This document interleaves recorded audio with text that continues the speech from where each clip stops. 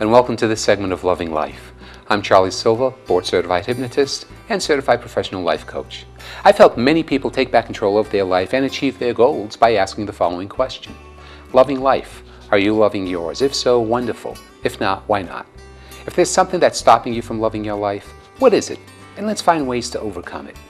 If you missed any previous segments of Loving Life, you can watch them online at the MTN18 website, mtn18.com.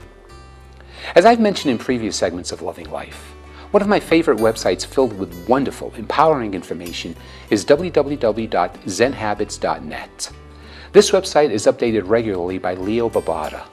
Leo is a blogger and author who created Zen Habits and wrote the best-selling books Focus, The Power of Less, and Zen to Done. He's a former journalist and started Zen Habits to chronicle and share what he's learned while changing a number of habits that he considered negative. Habits such as smoking, overeating, and procrastinating. In this segment of Loving Life, we'll focus on what Leo describes as ways to find the motivation to change your entire life. Now, almost 8 years ago, Leo ran his first marathon and soon after started the Zen Habits blog. He had changed a dozen or so habits, including reducing his weight, getting out of debt, and quitting smoking. Shortly after that, he quit his job. As he notes, that was a period of intense and profoundly scary life changes for him, but they were all of his choosing. He decided to make them happen, and he pushed until they did. So he decided to share a few things that worked for him, in case you're considering changing things in your life. Maybe you want to quit your job and start a business, or start an organization that will change the world in some way. Maybe you want to change your eating and fitness habits and become healthier. Maybe you want to finally start creating that art, writing that book, or blog that you've been meaning to start someday. Well, someday is today. So let's look at how you can find that motivation to finally start changing. And then to keep going when the changes may inevitably get challenging.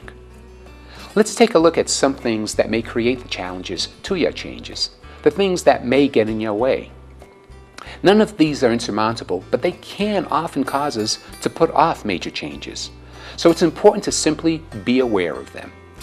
And the list includes fear of change, not wanting to be uncomfortable, fear of uncertainty, being tired, fear of failure, fear of not being good enough, not having time, being busy with all kinds of things, waiting for something to happen, believing that everything needs to be perfect, being overwhelmed with all that you have to do, and very simply, not knowing how to begin making the change. We all have these fears and reasons for not taking action. But when you seriously think about them, you realize that they're all obstacles we've placed in front of ourselves.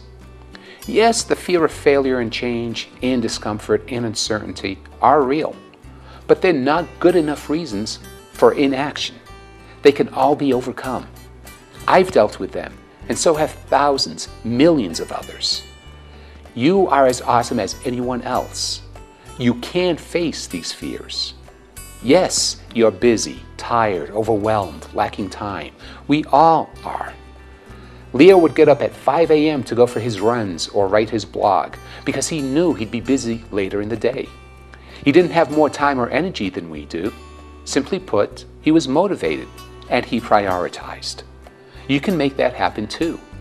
You can overcome these fears, find motivation, and prioritize.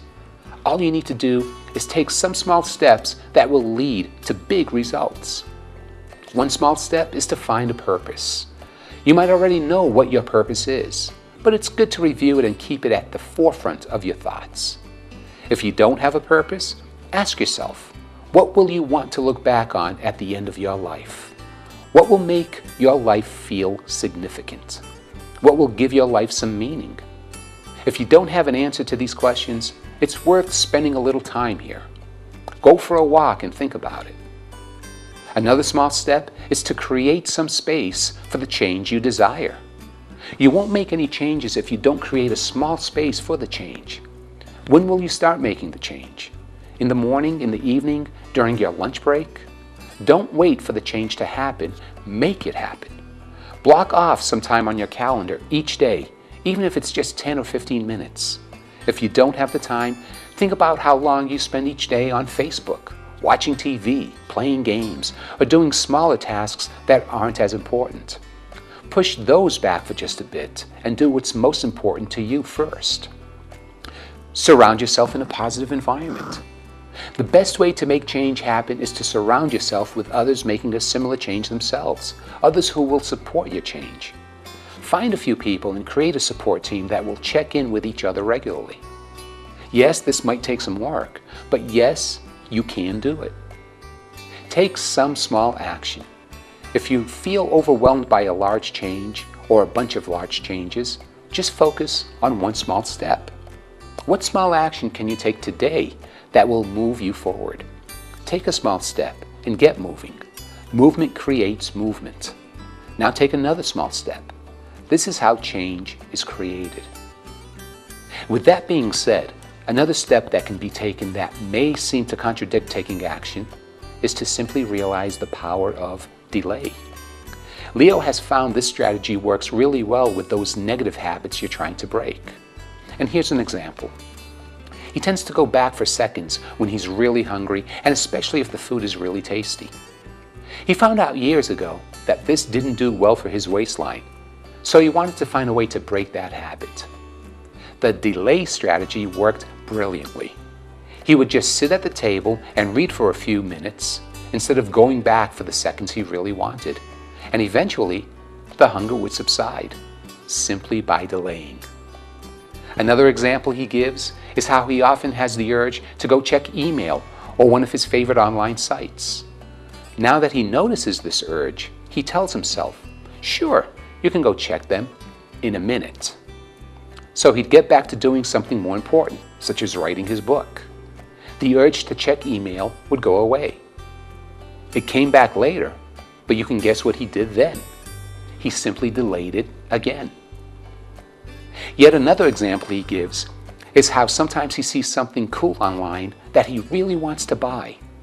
His old habit is to quickly go to the site and place the order and get it the next day.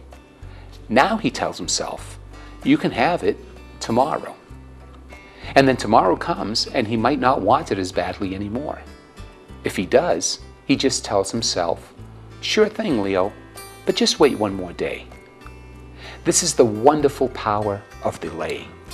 And one final example he gives is how he would have the urge to go snack on something sweet or salty, and he used to rush to find the snack and shove it in his face.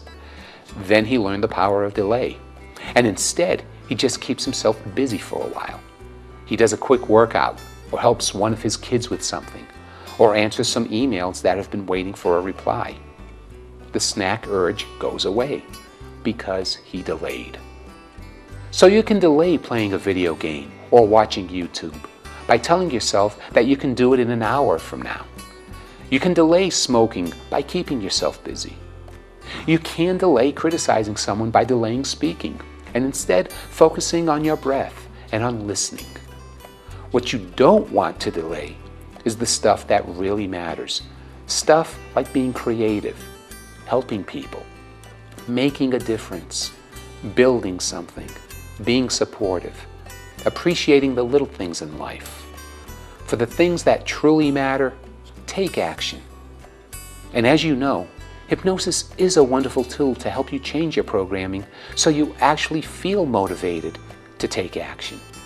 Once you feel the motivation to take the steps, you can become the person you truly desire to be.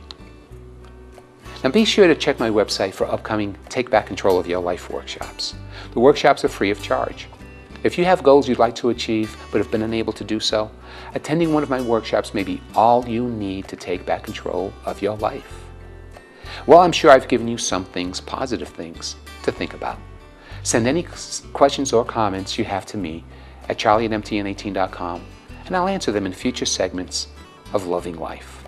I'm Charlie Silva, and I'm asking you, loving life, are you loving yours? If so, wonderful. If not, why not? If there's something that is stopping you from loving your life, what is it? And let's find ways to overcome it. Always remember that you are awesome. Have a wonderful day filled with love and gratitude.